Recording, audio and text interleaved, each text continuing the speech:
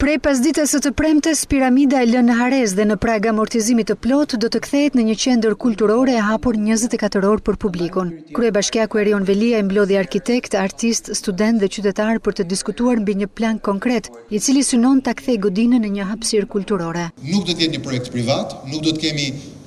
një dhënie me koncesion, nuk do të kemi një investim privat, sepse ne besojmë që duhet të ngjelet një vepër autentike, publike e qytetit Tiranës dhe të atyre që do duan ta mbushin me jetë. Velia i tha se piramida do të jetë një destinacion për turistët e huaj që vizitojnë kryeqytetin. Ky është fillimi i një aventure fantastike për të rikthyer këtë objekt unik, jo vetëm për Shqipërinë, por për gjithë rajonin në duart e publikut, kështu që nga sot e quajmë të hapur, edhe mezi pres që të caktojmë ide se çfarë do të bëjmë me anën e strukturës dhe infrastrukturës, por ndërkohë të vazhdojmë përdorimin e piramidës për të mos ta lënë kurrë më bosh edhe pa jetë njeriu. Piramida, e cila ishte konceptuar si muze për diktatorin Enver Hoxha me planin e ri të bashkisë, synon të kthehet në një qendër kulturore ku mund të zhvillohen koncerte apo teatër.